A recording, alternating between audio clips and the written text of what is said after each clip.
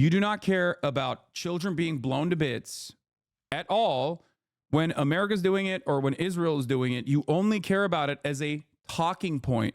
You only care about it as a talking point if it's like something that you can somehow flip back to, something that you can flip back to, like why they deserve to be blown to bits. So cute, my little Hasanito. We're going to start by talking about Israel. Israel is now Gazifying Lebanon and doing the exact same technique that they call, I guess it's called the genocide technique. It's the forbidden technique. It's called bombing everything in sight and then claiming that it's because you are doing it because you've decided that these guys are your enemies. And it's a wonderful technique only when you're Israel, because like any other country that does this, everyone will be like, excuse me, what the fuck are you talking about? But when Israel does it, America goes, well, this is not ethnic cleansing. It's something different. Okay. It's the forbidden jutsu that Israel applies in this situation. And they are using the identical propaganda. Like it is copy fucking paste, dude. Look at this. Look. Official Israeli claimed that nearly every building in southern Lebanon conceals several missiles. Pre-excuses massive destruction of civilian infrastructure, attempts to sow division between Hezbollah and popular base.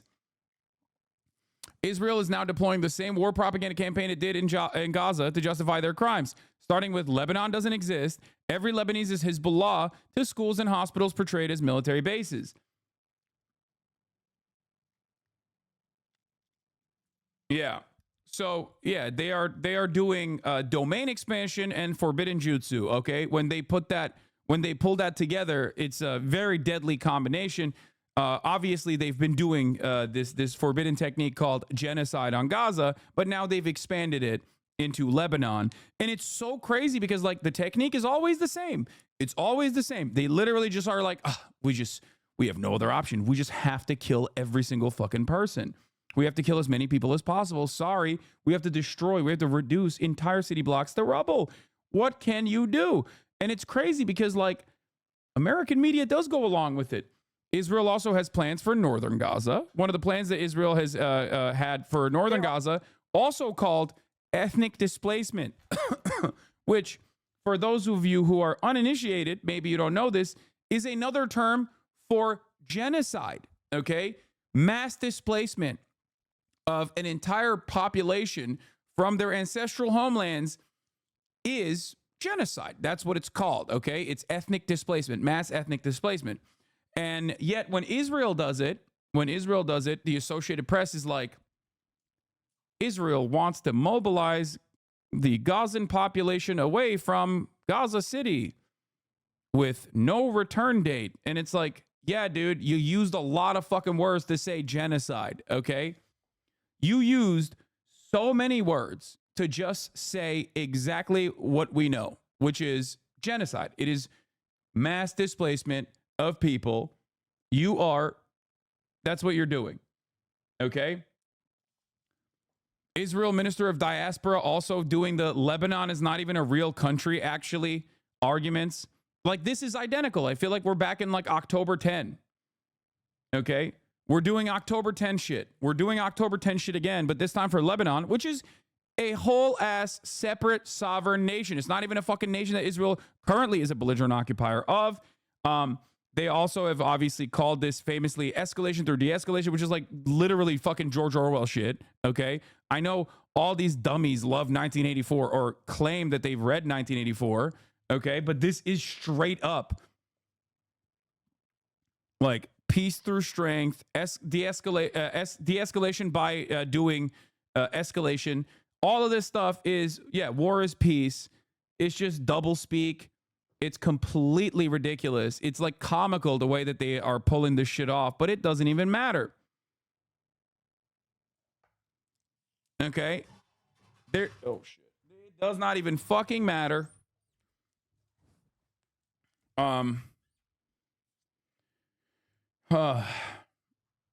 So yeah. It is obviously, if you are watching, if you have been a watcher, if you have been a follower, if you have seen what Israel has done since October 7 in Gaza and in the West Bank, you know that they are a one-trick pony. They are doing the exact same fucking shit. Okay? And they're greatly escalating in Gaza as well. And they're also obviously greatly escalating into Lebanon, which broadens the conflict. And yet, for some weird reason, our politicians are asleep at the wheel. And they're not necessarily asleep at the wheel. They just are, they're not oblivious. They know what the fuck Israel's doing. And they're basically giving Israel assurances by, allowing them to continue doing this without like offering them, without taking away any of their weapons contracts, basically. That's literally what's going on. America is totally complicit in this. And I think the media also plays a role in the whitewashing of Israel's genocide here. Jeremy Scahill says, media should stop saying Israel is telling people in southern Lebanon to evacuate. Israel is engaged in psychological warfare against civilians as a part of his broader military attacks. There is an expulsion order under threat. It is the same tactic used in Gaza. So, wonderful stuff. More active, even they are sending more U.S. troops there. Yeah, the U.S. is sending an unspecified number of more soldiers on top of the 40,000 already in the region. Great stuff overall. It's not even complicity. They are allies. They are partners in this. Our government is literally allowing Israel to do this and giving Israel all the support it needs to do this, and also saying, we will defend you if there are any foreseeable consequences off of this. And there will be consequences for this. Obviously, you cannot just keep blowing people up and expect them not to retaliate. And it's if you were ever wondering, like, in an alternative universe, what would happen if, like, America didn't fight the Nazis, but instead, like, joined the side of the Nazis? Well, now you know, okay? And it's additionally crazy because, like, now we can see it happening in real time. Back in the day, the Red Cross also very famously went into the camps and did propaganda for the Nazi government, right? To make it seem as though these were not death camps.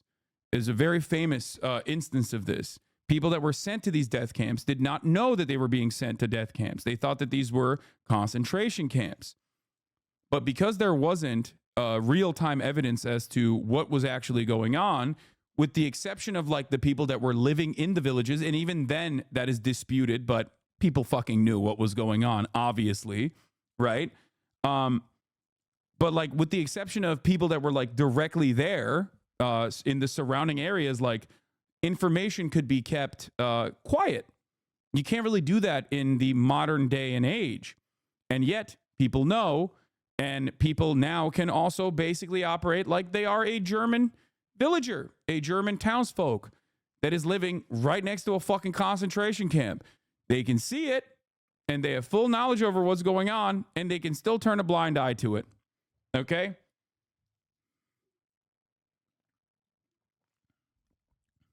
This is why Zone of Interest was fantastic in basically showcasing not just like the banality of evil or whatever, but like how people can act out their daily lives when unimaginable atrocities are occurring.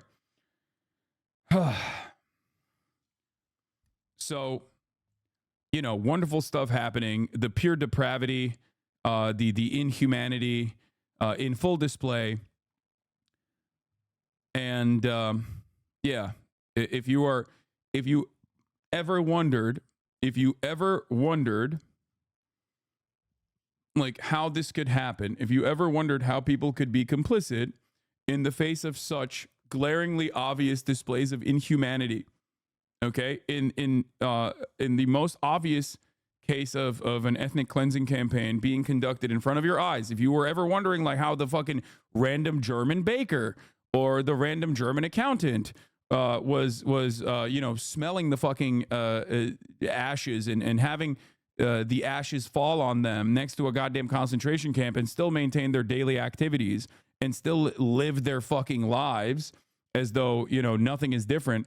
And in certain instances, maybe even taking joy out of it, like these tours that were offered in Israel, boat tours in Israel off the coast of Gaza to watch it get bombed and see the place they plan to build new settlements, ? Says Suppressed News. I'm not entirely certain on the accuracy of the Twitter account, but this is TRT World, the Turkish national broadcaster. Here it is. Gaza is relentlessly being erased. They took a boat with the first families, ready to occupy the land of those who are being killed and starved to death.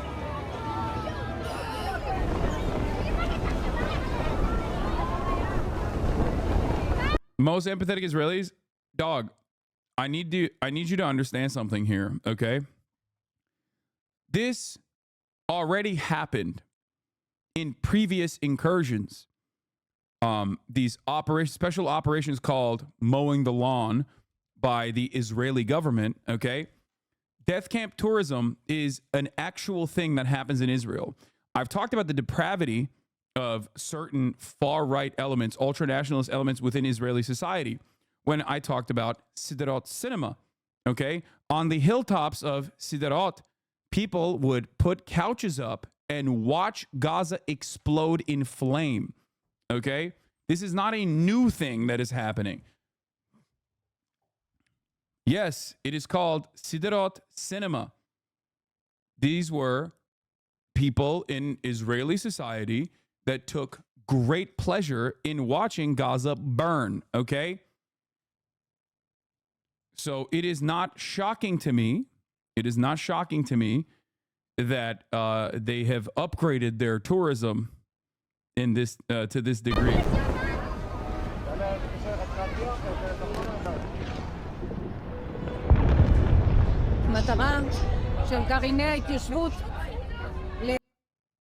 Here's the context on this. This isn't actually tourism, but it's still really bad. Oh, it's this fucking psycho. It's this rabid freak, dude. She's everywhere. God damn it. I feel like people misunderstand this as being a tourist attraction instead of a single sale of political activists calling to colonize Gaza that happened 9 months ago.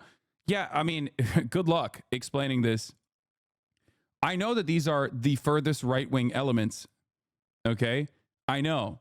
These are the hyper right-wing psychopaths that Israeli government has never really turned a blind eye to and has either secretly propped up and given a shit ton of funding to or support and military help to, who they have now actively brought into their governing coalition. Okay? People do not understand, like, you want to make this because every single time we have this conversation, like, anti-Semitism is a subject matter here, is like sometimes cynical, oftentimes in a cynical mechanism to deflect away from like the true issue at the heart of Israeli society.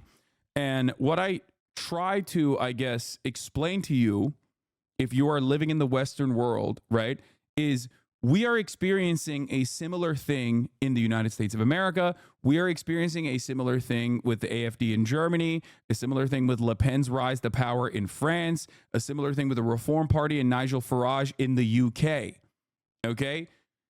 More ultra-nationalist, fascist right-wing elements become a part of the governing coalition actively. Okay? The more they do this, the more they're normalized, the more the rest of society basically follows along. And Maloney in Italy as well. So that is precisely what is happening here. And that is precisely what has happened in Israeli society over the course of the past 30 years. Okay? And there is an air of complacency in terms of like the rest of the Israeli society when they see this stuff and they hate them, right? They hate them for sometimes aesthetic reasons. They sometimes hate them because it makes the rest of Israeli society look bad. But ultimately, if you don't stop this dead in its fucking tracks, you ultimately become either completely complicit or a defender of this kind of action. Okay? That's it. לראות את עזה כולה ולהבין שמעתה והלאה עזה תהיה כולה יהודית. You said the U.S. media stopped showing war carnage on TV because it made it too real for Americans, which I get, but Israelis seem to get even more bloodthirsty at the sight of incinerated Gaza babies. No, what are you talking about? The military censor literally stops any kind of like showcasing of like what the Israeli occupying force has done in Gaza. No, they don't. They show, in a weird way, U.S. media shows more of the death and devastation in Gaza than the Israeli media does, but the Israeli media actually actively covers the wrongdoings of like the Israeli military because their obvious purpose is to still inform their own public, and they don't need to do propaganda for an uninitiated audience like all of the major Western outlets have to do. They don't actually show the actual death. Israeli chatters will confirm this. It's actually one of the things that they routinely talk about in this chat is the fact that outside of Al Jazeera, there are never any fucking Israeli outlets that like actually show the devastation. There's obviously 972 and Local Call, but like they're more focused on all of the investigative reporting that they do, and those are like edge cases, right? Those are like the tippy top of like the anti-Zionist journalism that's happening in Israel, and those guys are like, they're nothing in comparison to like the circulation that you have for every other Israeli newspaper. And that is the unfortunate reality. Israeli Twitter account is tweeting in English, telling people to evacuate. Yeah. Great stuff. Please get out of harm's way now. Once our operation is finished, you can come back safely to your homes. Great stuff, man. Thank you for saying this in English, by the way. I wonder why they're saying this in English. The anti-Semitic blowback from this is going to be catastrophic and absolutely earned from the Zionist Jewish chatter, just so everyone knows. Yeah, I mean, it's already happening, and it's gonna greatly escalate as well. It's gonna get significantly worse. But yeah, there aren't a lot of Israeli outlets that show the devastation and the death in Gaza, and that is by design, for the record, just so you understand. Because that is the one aspect that they don't want to show, because one thing you have to understand, and Israel is very similar to Turkey in this regard, both ultra-nationalist countries in different ways. I'm not comparing what like Turkey has done. I mean, Turkey, obviously the Ottoman Empire did the Armenian genocide, but like beyond that, in terms of like contemporary Turkish society, we still have a lot of pride in our military. Like we have a lot of reverence for it. It's like you can't disrespect the flag. You can't do any of that because it's a common trait in ultra-nationalist countries. And Israel, no matter what your attitude is inside of Israel, no matter what your attitude is, this is something that Americans will not understand, okay? Because like we can say whatever the fuck we want about the military. We can do whatever the fuck we want to our flag here in the United States of America. But in Israel, there is like, no matter what kind of activist you are, there is a tremendous amount of reverence and respect for the Israeli military. The Israeli military, just like the Turkish military, is supposed to be a secular institution that is a protectorate of the democracy. And I say democracy in air quotes, okay? A democracy for those who are deserving of democracy, the superior group in Israeli society. So for that reason, it's like when you show the negative consequences of the Israeli military behaving in exactly what a fucking military would do, in the normal ways in which the military destroys civilian infrastructure, they don't show that stuff in order to maintain this presence and in order to maintain this like idea that the IDF is usually trying desperately to do the right thing.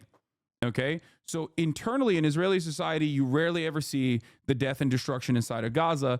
That kind of stuff is kept to like the edge groups, the Telegram channels where like people fucking jerk off to the dead children, where they go crazy over it. But that's not the broader Israeli society's outlook in general. It's important to understand this, because I do think that if they were to regularly showcase the death and destruction to like normal Israeli people, there probably would be a lot more people who are fucking anti-war in terms of like what people are doing there. They'd be like, this is horrifying.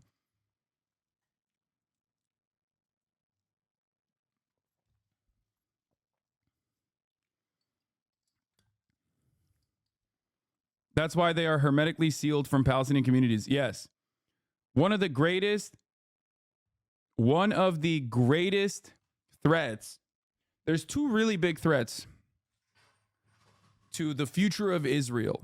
Okay, there's two phenomenal threats to the future of Israel being like a Jewish ethno state. Okay, one is Israeli Jews recognizing that Israel maybe isn't the safest place for Jews in general, or for anybody for that matter, and fucking leaving Israel and going back to Europe or going back to the United States of America. Okay, that is a massive threat for the ethno-state project, right? You all of a sudden ruin everything. If people voluntarily fucking leave, and it's happening already, then that's a major problem. That is a major problem, right? So that's number one. And number two is obviously like Israeli people, like the Jewish demographic of the Israeli population, recognizing the humanity of Palestinians would be devastating to the apartheid project, like absolutely devastating. And in every circumstance, they have to keep like normal Israeli people that would be a part of like standing together or whatever, away from like coming to a recognition that Palestinians are fucking human beings. And Israel's enemies are actually like real human beings with like real motivations for emancipation and not just like bloodthirsty anti-Semites. Okay? And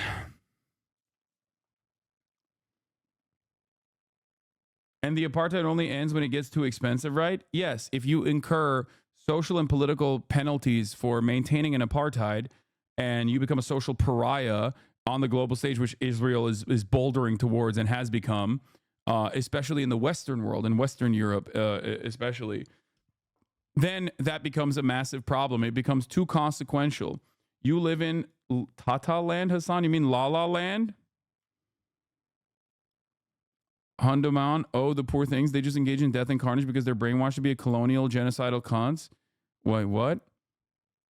What are you saying, brother? I'm talking about like how normal human beings are. What do you think? Like there's a genetic predisposition for people born in Israel to fucking hate Palestinians? No, it's all social conditioning. These are devastating factors that churn out genocide support, which is completely unacceptable.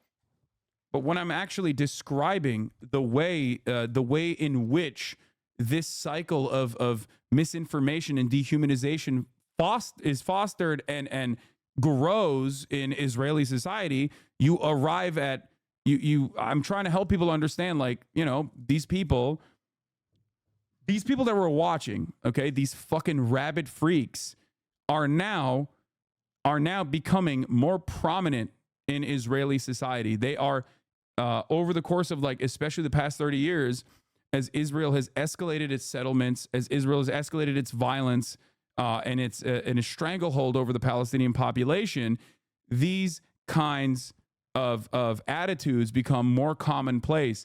And it's actually reflected in the youth as well. That's the most dangerous aspect of this, because the Haredi population is very young. They are the ones who are actually fucking and having a lot of children. And lo and behold, like Israeli society is going to become less and less educated as a direct consequence of this, and more rabid in terms of their ultra-nationalist sentiment. Like the Israeli future is a nuclear state comprised of the most inbred, the most uneducated, the most religious zealots that you have ever fucking seen. Okay?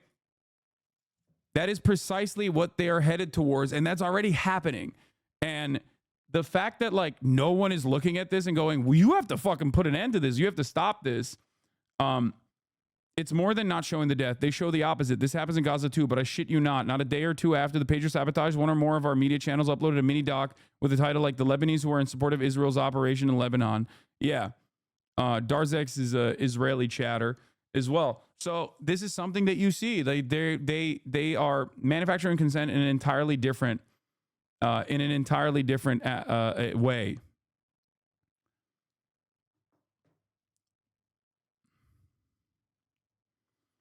What about the various resistance groups in terms of the Israeli apartheid state lasting? Don't those also play a role? Of course they play a role. It is all about making apartheid unsustainable. Okay. And that is the role that the resistance groups play. Also, I'm going to run the 3-minute ad break right now. I'm not going to do a segue today, or at least during the duration of this coverage, because it's some pretty serious stuff. I know I'm late, 17 minutes in, but the 3-minute ad break is upon us. If you no longer want to see those ads, all you need to do is subscribe. You can do that for $4.20 for the month of September, or for free with Twitch Prime. Here's the 3-minute ad break now. Yes, making the occupation as costly as possible. Yeah, that is the ultimate goal.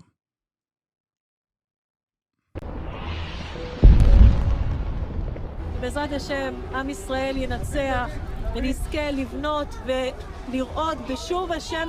So, Sonhar Melech is a member of the Knesset, a part of the Jewish Power Party. You might know the Jewish Power Party. You might know of the Jewish Power Party. First of all, the clan. Okay, this is the Jewish clan for sure, 100%.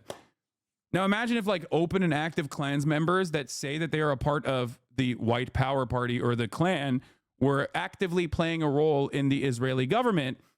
They are. Their most notable figurehead is in charge of like interior security. His name is Itamar Ben-Gvir, a person who was declared a terrorist by the American State Department and the Israeli government because of how fucking far right he was. Now, Benjamin Netanyahu obviously brought him into his coalition in an effort not to get fucking penalties that he was incurring from the coordinated campaigns that he had with the media and like, you know, a pay-for-play scheme that he put together. And that broke apart the more moderate coalition he had, moderate in air quotes, and caused them to lean on some of the most right-wing aspects of Israeli society, settlers. Psychopathic settlers. Let's continue. לציון ובשוב עם ישראל לחבל עזה.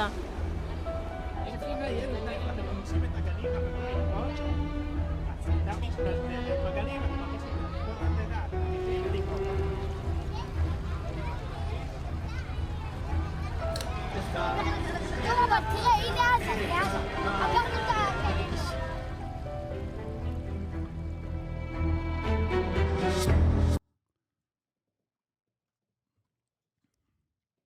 I did see Leon Panetta also correctly point out that the Israeli actions in Lebanon, the pager attacks, were a clear-cut act of terror.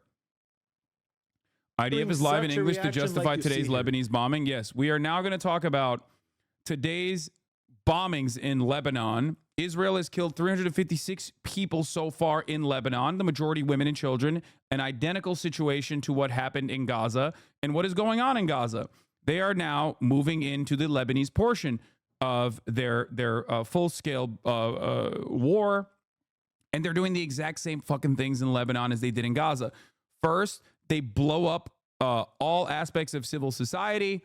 They just destroy entire fucking city blocks, reduce them to rubble. Then they inevitably, once they feel like they've punished and blown up the area enough, so they feel comfortable enough for their troops to actually operate in the region, they blow that up. They call all the fucking civilians human shields, and then they fucking turn around and move their troops in when they feel a sense of safety and security.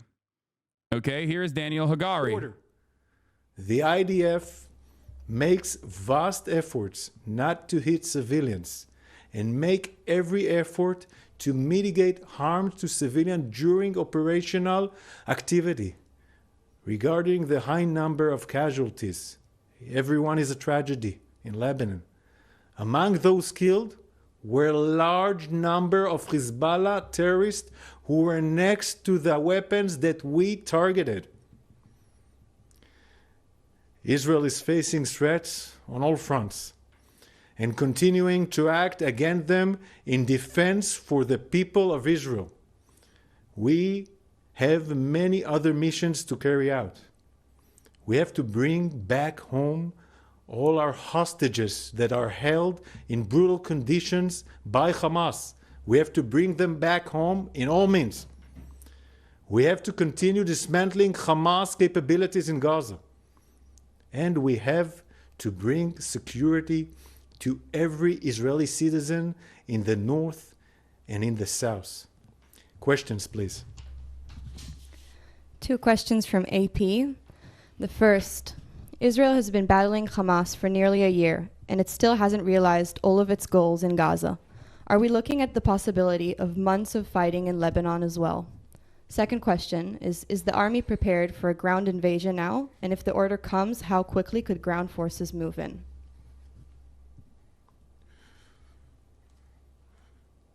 Israel has been battling Hamas, this is true, for a year. Yeah, Hamas did the 7th of October, a horrible massacre. It's almost a year. We have to fight and dismantle Hamas and enduring defeat to Hamas. There is no other way. To make sure there is security in our borders and to bring back home all our hostages in all means. In the same time, the world should remember, on the 8th of October, Hezbollah started a war. Israel did not attack Lebanon, did not attack Hezbollah. It's Hezbollah on the 8th of October started firing on Israeli civilians in the northern border, and he's been doing this for over 11 months with 9,000 rockets, and 60,000 Israelis have left their homes. We have to act to stop the threat of Hezbollah. Hezbollah was planning to do a larger scale of massacre than the 7th of October in the northern Israel. And we will have to make... we just always... It's so interesting that it's Israel always doing a preemptive first strike. They always, luckily, there's always an imminent threat. It's, another Holocaust right around the corner. That's why they have to do a genocide beforehand. In full readiness, and we will do whatever is necessary to bring back home all our citizens to the northern border safely. Question from CNN. The cabinet has declared a special situation nationwide. Rockets have been fired at Haifa today and near Tel Aviv. You've killed hundreds in Lebanon. Is Israel prepared for a third Lebanon war?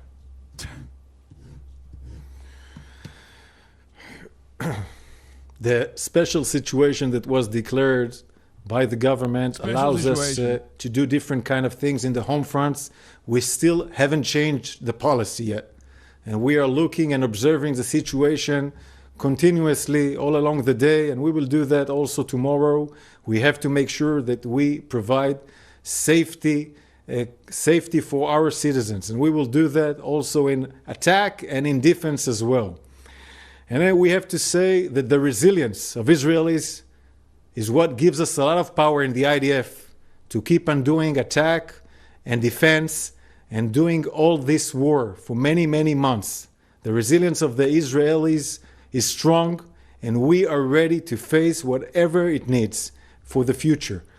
And regarding the condition of the third Lebanon war, we are not looking for wars. We are looking to take down... Yeah, they're not looking for wars. They keep finding it. I don't 7th know of October threat in the northern border. It have to be a safe border where Hezbollah is pushed back from the border and there are no threats like missiles, rockets, UAV threatening our communities, our citizens. This is our mission, and we will do whatever is necessary to do to achieve this mission. We hope to do it as shortly as we can. ABC News. Is what we've seen today the beginning of an all-out war in Lebanon? How do you think the coming days will look like for the IDF and for civilians of Israel and Lebanon? We've been facing in the north for over 11 months for our citizens. Every day looks with rockets on their heads going to bomb shelters. Those are citizens that for over 11 months. Still believe this shit? I mean, dude, I'm sure you fucking talk to people that are dumb enough to still think that, like, I'm sure there are people who are still dumb enough to believe this dumb shit. I mean, look at this. Look. I just saw this. Look. Houthis raided a girls' school in Yemen. They are expelling girls from school. Hasanabi interviews viral hot Yemeni TikTok pirate. 13K likes. Right? Like, people still are talking about this sort of shit. Okay? What this person is posting about is completely unacceptable. Okay? What, like, the Houthis are doing, if this is what's happening, okay? But if you have this level of smoke for the Yemeni population, okay? If you have this level of smoke for the Yemeni population, and you see the humanity, it's also a lie. That's not what happened. I don't know what happened. It doesn't matter, okay? Because if you see the humanity of Arabs, if you see the humanity of Yemeni people, only when you can like make a counter argument that is an effort to justify their fucking endless bombing, you do not care about them. Because you're doing this in the midst of like Israel blowing up 357 people in fucking Lebanon. You know what I mean? You just don't give a shit. You don't give a fuck about these people. You only want to talk about it in an effort to like justify and defend American imperialism in the region, to be like, look, they're barbaric. They're barbaric monsters. That's it.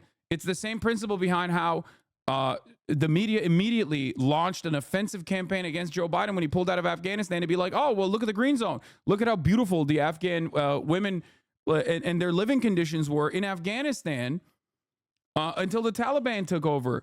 And it's like, I'm not fucking pro-Taliban. I don't want the Taliban to govern Afghanistan, okay? But America's actions in Afghanistan are directly responsible for the Taliban behaving in the way that they're behaving, and also are directly responsible for them being the prominent governing party in Afghanistan, okay? It's ridiculous. And also, it's additionally ridiculous when these guys look at, like, obviously awful things happening around the world, and then their goal is to be like, oh, how do I make this about some fucking Twitch streamer, dude? You're a fucking delusional weirdo, okay? You are just a weird guy. It doesn't make any sense.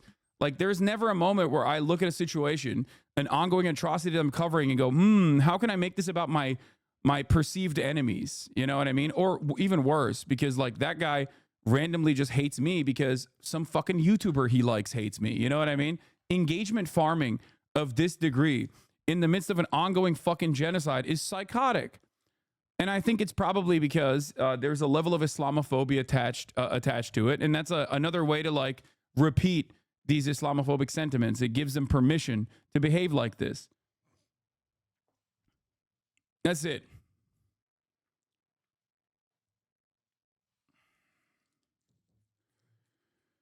Every time I bring up the genocide that is happening to my dad, he immediately goes to defeating Hamas. How can I debate him when he's so focused on Hamas and Israel defending itself? I mean, I don't know what to tell you. I don't know, like, I don't know why you're debating your dad. Just try to explain to them the humanity of the people that live there that are just like blowing up and losing their lives.